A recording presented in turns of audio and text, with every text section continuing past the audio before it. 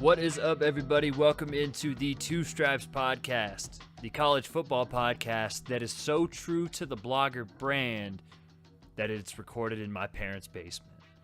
My name is Colton Denning, and I am your host. Want to thank you all for tuning in, and thank you for joining me here on Thursday, May 11, 2017, as we head into another weekend and another weekend closer to the 2017 college football season. Think I got a good show for you guys today. We're going to talk a little Oklahoma Sooners football. But before that, want to thank everybody who listened to the Georgia podcast. There wasn't that many of you. But if you want to go back and check it out, you can do so by going to soundcloud.com/twostripespod and searching the Two Stripes podcast on iTunes. You can find everything there. And then if you want to interact with me, you can send me a tweet at Dubsco on Twitter. That's where you can find me if you need to get in touch with me. But moving to this week's show, like I said, we're going to talk some Oklahoma football. And after a couple of years at least where it seemed like Bob Stoops was just out in the wilderness with that program where they weren't really moving anywhere. I want to say that the year they went 8-5 and then got blown out to Clemson in, the Russell Athletic Bowl. It seemed like the OU program was stagnant, that they weren't going to get back up into that perch as one of college football's best. But as we've seen over the last 3 seasons, OU has won the Big 12 twice. They've beaten Alabama in the Sugar Bowl. They beat Auburn in the Sugar Bowl this past season. And they made the college football playoff in 2015. Heading into 2017, though, I think there's a lot of legitimate questions about Oklahoma, especially when you look at the skill position players they lost with D.D. Westbrook out wide, one of the best, if not the best, wide receiver in the country in 2016. Joe Mixon, who maybe was the most versatile running back in the country. And then his running partner, the thunder to his lightning running back Samaje Perine, he also heads off to the NFL. But of course, OU has a ton of pieces on offense. Quarterback Baker Mayfield comes back. Basically, damn near everybody on that offensive line comes back. And Lincoln Riley, offensive coordinator, has been able to plug and play guys almost in his system wherever he has been. So interesting to hear what Jack Shields, who is the guest today, what he has to say about Oklahoma's offense. And then the defense as well, which really struggled last season. There were some injury issues. They couldn't really rush the passer last season, and they kind of got pushed around in the run game as well. So a lot of question marks, I think, on the Oklahoma defense and whether or not they can rebound.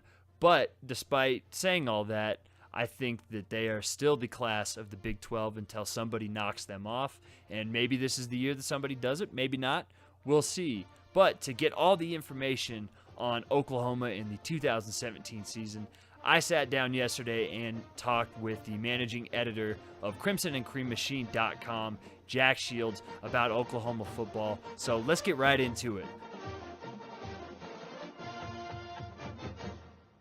So to talk everything Oklahoma football, I am joined by Jack Shields, and he is the managing editor of crimsonandcreammachine.com, covering all things, not only Oklahoma football, but Oklahoma sports. Jack, how you doing today, man? Pretty good, man. How are you? I'm doing well. Ready to talk some college football. We're getting close into fall ball, I guess. It's still early May, but most of the college football spring games have come and gone, and there's a quiet period now, and players are kind of off on their own, but I feel like we're getting closer to the season. Yeah, a little bit. I mean, we're entering the dog days of summer here now.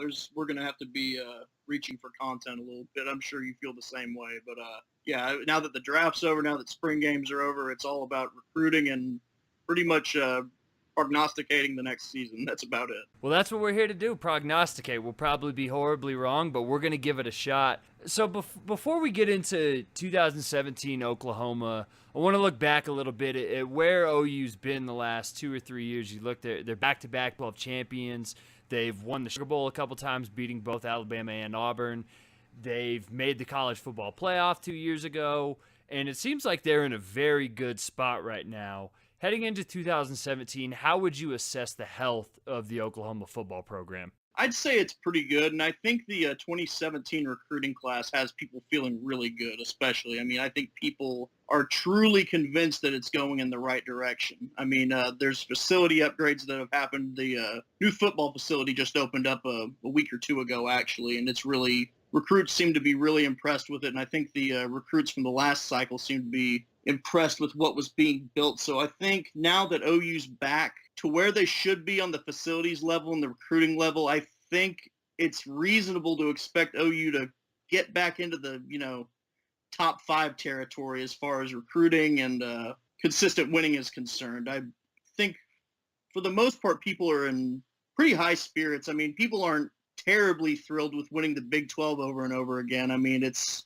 nice, obviously, but I mean, obviously the Big 12 isn't quite as good as it needs to be. So, it's not really something OU fans hang their hat on a whole lot anymore. But I think overall the morale is pretty solid. So looking into what OU has in 2017, you brought up the 2017 recruiting class, and some of those guys, especially offensively, may need to be contributors. If you look at the skill talent that OU has lost, especially in the passing game, I want to start there. They lose 3 of their top 4 targets in Dede Westbrook, Joe Mixon, and Geno Lewis, and those 3 accounted for over 51% of their targets last season. But for me, looking at it, and when you watch OU, it's not only that you lose that production, but it's the diversity of what you're losing in the passing game. With Dede Westbrook, he was an incredible deep threat and a guy that when the play broke down for Baker Mayfield, who's so adept at kind of thinking on his feet and making something out of those broken plays, it always seems like Dede Westbrook was the guy he would look to. He's gone. Joe Mixon, not only a great running back, but a big play threat out of the backfield in the passing game, as well as an efficiency target in the backfield as well. And then Geno Lewis, not much of a big play guy, but he was an efficiency guy that Baker Mayfield could look to if those first 2 options or Mark Andrews weren't involved. So in assessing that, what do you think Oklahoma is going to do to kind of rebuild that passing game, and who are some of the names to look out for out wide? Well, honestly, I don't think the scheme is going to have to change much at all. You mentioned Joe Mixon in the passing game. Last season, Abdul Adams, he played a little bit, but it was sparingly. But he's someone who has this kind of a similar skill set. He's not obviously as powerful as Joe Mixon was, but he is someone who really has wheels, someone who can run routes, someone who has pretty good hands, basically someone who can roll out of the backfield on maybe a wheel route or anything like that and really do some damage in the passing game from the backfield. So Abdul Adams, I think, potentially has that covered. And as far as replacing Dede Westbrook is concerned, Marquise Brown is I believe he was the number 1 junior college receiver in the country, depending on the service, obviously. But he's kind of the same mold as Dede Westbrook. He's a really quick guy, not the biggest guy, but he's really quick, a really good route runner, someone who could potentially get in the sub 4.4 range in the 40. So he's someone who they're kind of looking to replace Dede Westbrook's production. And also, obviously, they did pretty well in 2017 in recruiting wide receivers. Cedarian Lamb is the first name that comes to mind as far as big play threats are concerned. He's someone who's in the 6'2", 6'3" range and can really get up in the air and high point the ball about as well as any receiver in that recruiting class really could do. So I think as far as the passing game is concerned, Oklahoma fans aren't really too worried, I think, as far as making up the playmaking. I'm interested to hear your take on whether one of those guys will step up and be the number 1, just because in the limited times that I watched OU, Mark Andrews is a very fun player to watch. He's kind of built in the same mold that O.J. Howard was at Alabama, or Jordan Leggett at Clemson, or even Evan Ingram at Ole Miss, all guys who are headed to the NFL. He's 6'5", 250, and is kind of that hybrid tweener between a wide receiver and tight end. But just for me, it doesn't seem like he's kind of built to be that number 1 guy, especially in an Oklahoma offense where it seems like that number 1 guy is going to get, like Dede Westbrook did, over 100 targets in the offense. Am I wrong in that? And do you think that his production is going to increase, or do you still look at him as a number 2 option? And can he be the number 1 option in that passing game? I don't picture him becoming the number 1 option in the passing game.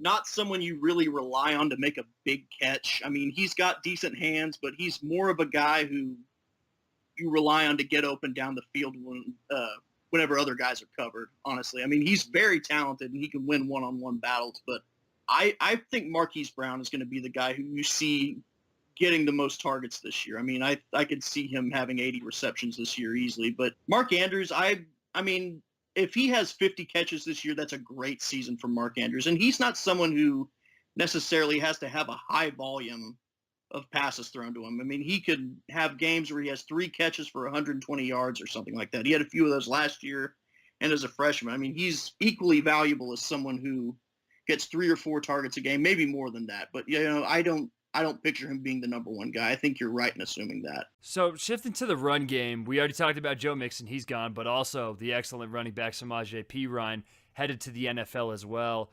What are the early indications from spring ball about how Lincoln Riley what his plan is with that running back group? And is there going to be a guy who's the number one, or is it going to kind of be like it was with Mixon and Perine, where you get a little bit of versatility from one guy and then maybe a little bit more straightforward, prototypical guy who's just going to get handoffs and not going to be used as a threat in the passing game in the backfield? Well, one guy who Lincoln Riley has always spoke glowingly of is Rodney Anderson. He's someone who had to miss last season with a neck injury that was suffered during fall practice. But he's someone who before that he was going to be right in the rotation with Perine and Mixon last season, but he obviously wasn't able to. So he's kind of a downhill guy with a lot of speed and a lot of power. So, I mean, he's got more wheels than Samaje Perine does. I mean, he's a little faster than him, but I don't know if he packs the same punch. But regardless, he's going to be the guy who they expect to get tough yards next season.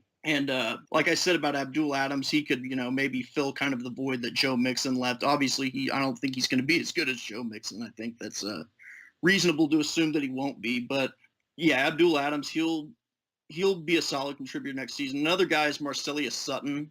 He's a junior college running back, one of the best junior college running backs in the country out of Lackawanna College in Pennsylvania. He's kind of a short scat back type of guy who can pack a little more punch than you think he could. He's someone who I could see getting maybe 10 carries a game this coming season and doing some stuff in the passing game. And also there's Trey Sermon, a bigger back out of Marietta, Georgia. He's a incoming freshman, but he was a top 100 guy last year. Most of the SEC schools wanted him, so he's someone who in the future is going to be a major contributor for Oklahoma. It's yet to be seen how much he's going to be doing it this coming year, though. So for all the new faces that there are at wide receiver and running back, it's kind of the opposite at quarterback and along the offensive line. Oklahoma has 8 offensive linemen coming back from last year's team, plus Baker Mayfield back at quarterback.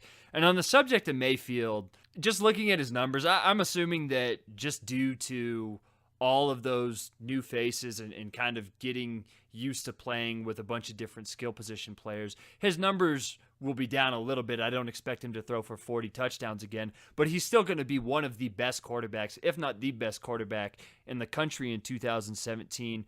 But do you expect to see any changes in the way that he plays, at least early on, as he gets used to some of those new skill guys? I mean, Baker's going to be Baker, I think. I mean, he's someone who's going to scramble around. He's going to try to make plays. I mean, I don't picture it changing too much, honestly, from last season.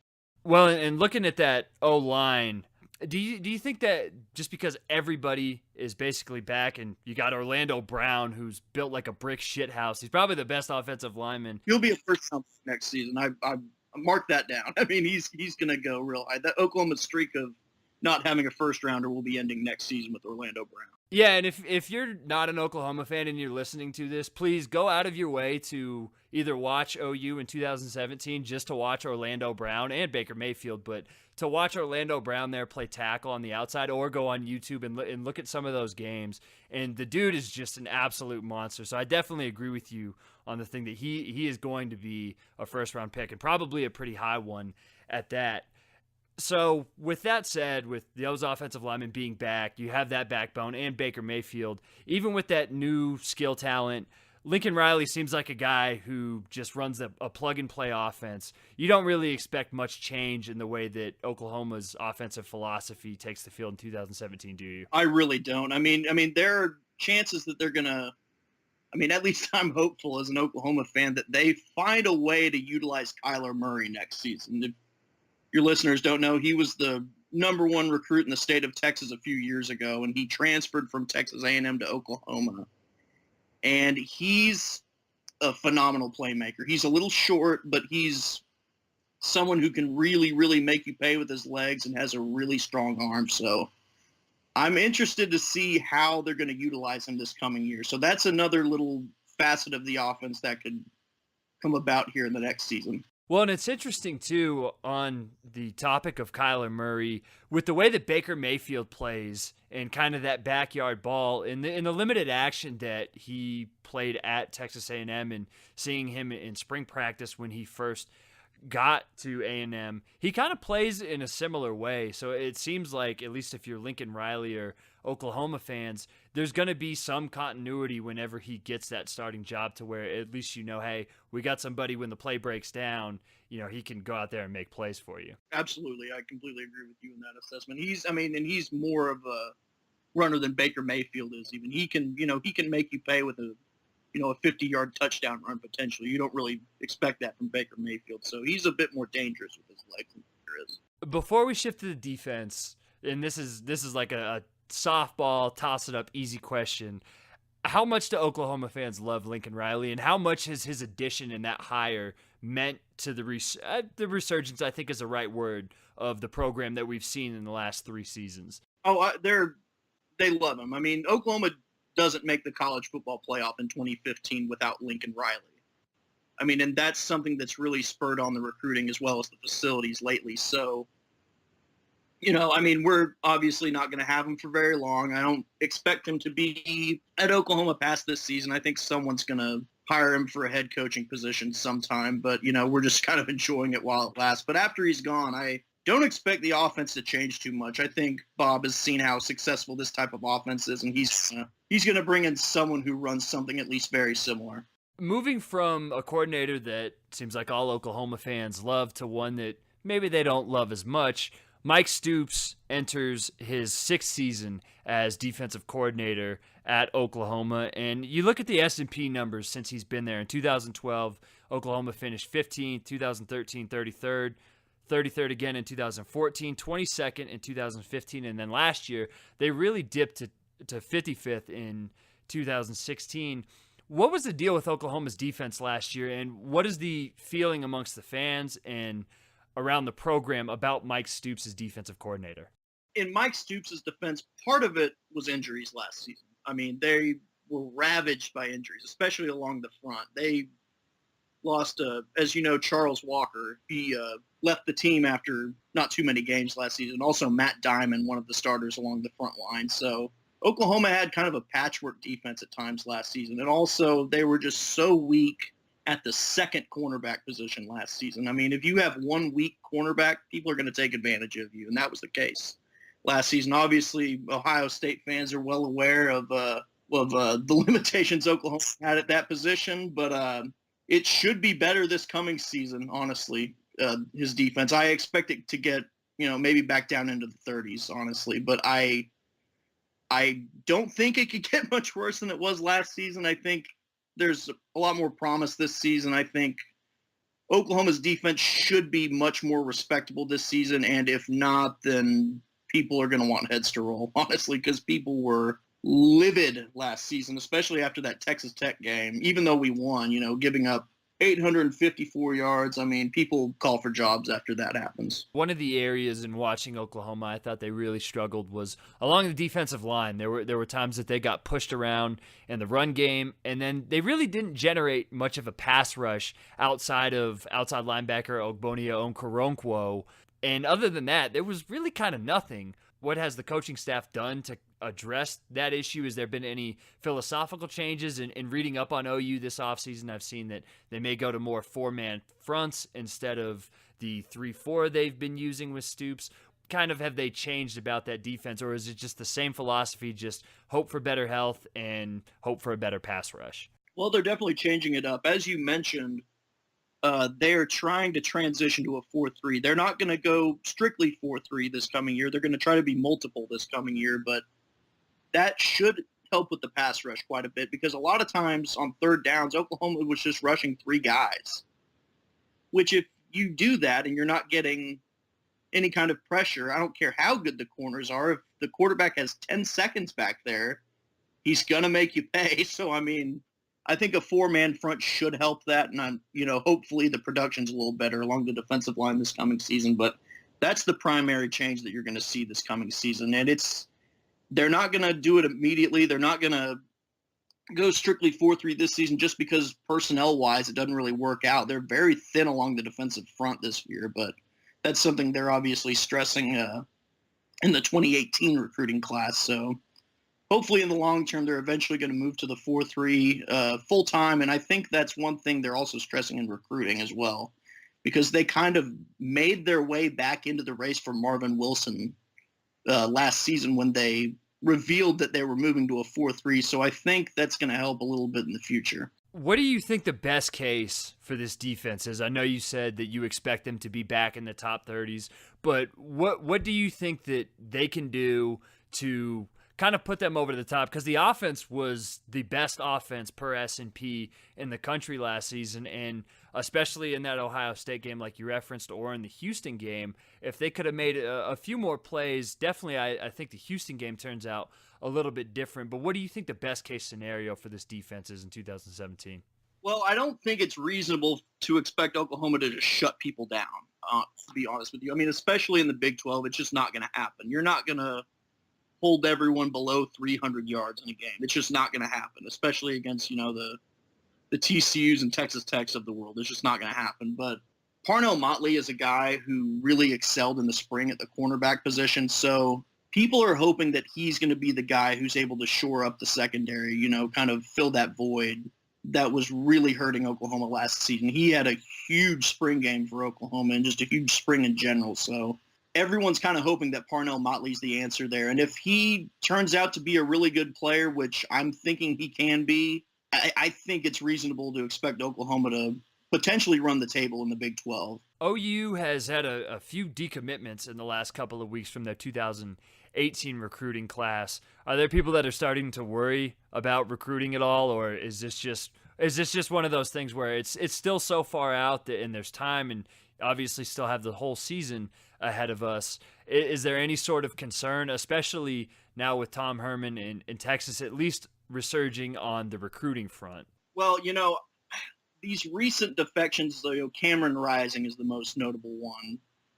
Tom Herman was able to flip Oklahoma's prized quarterback recruit over to Texas, and that was a damage to pride as much as anything else. I mean, that really hurt the psyche of a lot of people. I mean, because he's a phenomenal player, but I think, like I said, pride comes into it quite a bit. And, Herman, I mean, he's clearly doing something over there. I mean, he's clearly got some momentum in recruiting, and that was expected. But, I think things are going to turn around for Oklahoma, honestly. I mean, like you said, it's a marathon and not a sprint, and that's kind of how I have to talk people down off the ledge sometimes. But, I think things are going to turn around. They're going to find a quarterback for this 2018 class who is going to be, I'm sure, at least adequate. And even if they don't find someone who people like, then, they have Kyler Murray, they have Austin Kendall, they have Chris Robinson. I mean, Chris Robinson's someone with huge upside. I mean, despite the fact that he got a PI after the spring game, hours after the spring game. But, I think Oklahoma's future at the quarterback position is pretty solid. But, Oklahoma's not going to sign as many people in this upcoming class. It's probably going to be around 20 to 21 guys. But I think fans are hoping that the quality is really good, even if the quantity isn't necessarily where it usually is. How do OU fans in general feel about what Texas has done and the trajectory of Texas? Is it kind of we'll believe it when we see it, because there was a lot of hype about Charlie Strong too, and we saw how that turned out? Or has Herman done enough, and OU fans obviously saw Houston last year at the beginning of the season and know his pedigree from Ohio State? Does it feel a little bit different, or is it, like I said, kind of just we'll wait and see, and if they start winning, then we'll start to get worried about them? Well, it's kind of a combination of the two, honestly. I think anytime, on Twitter, some Texas fan says something on Twitter about how Tom Herman's about to, take over the Big 12 and the country and all that stuff, people are like, oh, well, you lost to Kansas last year, so whatever. I'll believe it when I see it. And so, I mean, I think part of that is deflection, honestly. I mean, because I think there's reason to believe that Tom Herman is really bringing it in the right direction, and then that there's something different between this era and the Charlie Strong era. I think there's more reason for Texas fans to be optimistic. And I thought Charlie Strong was going to do well at Texas as well, but, I'm a bit more confident that Tom Herman's going to be able to right the ship there. And honestly, that's good for the Big 12. I'm okay with it. It's just as long as they don't beat Oklahoma too much. So flipping from one rival to another, Oklahoma State is a team that brings back a ton, especially on offense. You got Mason Rudolph, James Washington at receiver. Is that the main competition you think for Oklahoma this season, or do you expect one of those teams, maybe Texas or another? We've seen K-State pop up every once in a while, or do you think this is a two-team race between Oklahoma and Oklahoma State for the Big 12 in 2017? I think most see it as kind of a two-team race, with Oklahoma being, kind of fairly well ahead of Oklahoma State. I think people have said they're the most likely to win their conference, and I kind of agree, honestly. I'm confident that Oklahoma can win in Stillwater this coming season, early November, I believe it is this year. But, I'm not sleeping on West Virginia, honestly. They've got Will Greer coming in, and they always seem to give people problems. So, I mean, sometimes they have down years, obviously. But, I'm not sleeping on West Virginia this year. That's the finale of the regular season, actually, is West Virginia coming to Norman. So that could be potentially for a spot in the Big 12 title game for one of those teams. So that's one to keep an eye on. But, Texas, I think Texas is a year away from really competing for the top spot. And Kansas State, obviously, you can't sleep on Kansas State, but I don't picture them competing for the top spot. I think they can finish in the top 4, the top 3, obviously, because you can't really sleep on Bill Snyder.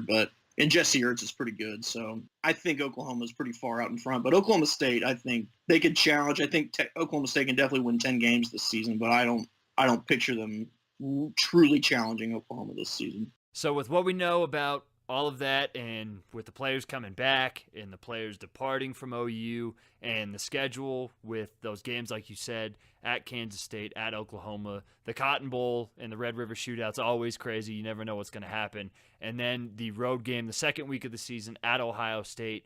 As of right now on May 10th, what do you think Oklahoma finishes at the end of the regular season? And what do you think is a fair expectation for this team heading into this year? My opinion is that Oklahoma's going to go up to Columbus, Ohio in September and lose by a narrow margin in a very competitive game. And that loss alone will not knock Oklahoma out of playoff contention. I think the playoff committee will probably reward Oklahoma for scheduling a tough opponent like Ohio State, which they usually do.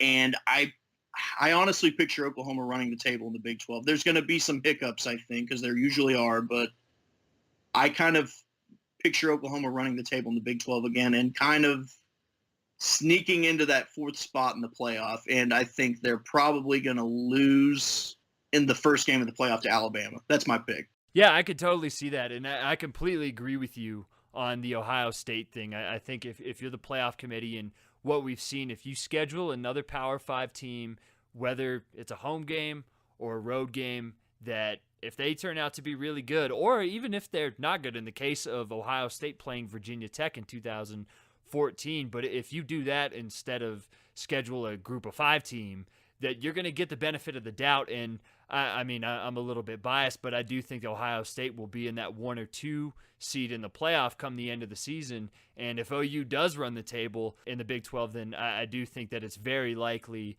that they make the playoffs. So that's definitely not out of reach. Are there any other takes you have on Oklahoma's season this year? And do you expect Baker Mayfield to be the top guy for the Heisman? He hasn't gotten, I think, a ton of talk, especially now after his incident in the offseason, and then people are starting to talk about Sam Darnold and some of the other players around the country. But do you think that he's going to be a guy that ends up in New York this year? He's going to end up in New York. I don't know if he's going to win the Heisman, but I think he's someone who's going to have his share of Heisman moments, as they say. He usually does, when he scrambles around and makes big plays in big games. I mean, he has a reputation of doing that, and I think that's going to continue this season. But on the topic of Sam Darnold, I am blown away by that guy. I mean, he is phenomenal. Some guy he kind of reminds me of, as far as his intermediate throwing ability is concerned, Sam Bradford is someone he kind of reminds me of, honestly. Yeah, I can see that. Fitted into tight coverage and stuff like that. I mean, he's kind of like a Sam Bradford with wheels, honestly. I mean, he's gonna win a Heisman before he is done at USC. I personally believe. Which could be probably this season if they play really well. So if you want to follow not Sam Darnold, but any of the Heisman moments that Baker Mayfield is sure to create, you can do so by going to crimsonandcreammachine.com. And if you want to follow them on Twitter, you can do so at @CCMachine. And if you want to follow Jack on Twitter, and you can find all his work there at crimsonandcreammachine.com, you can follow him at JLarryShields on Twitter. Jack, thanks for dropping some knowledge on Oklahoma football, man. I'm getting pumped to watch the Big 12 this year and see what Oklahoma can do. Yeah. Thanks for having me on, man. I appreciate it. Looking forward to it.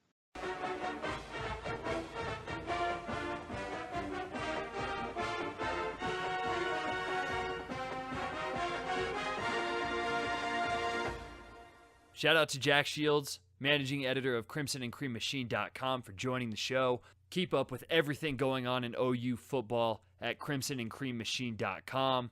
Make sure to follow them on Twitter at @CCMachine. And if you want to follow Jack, you can do so. His name is J. Larry Shields. That's it for this week's show, though. If you're a first-time listener, I want to thank you for tuning in.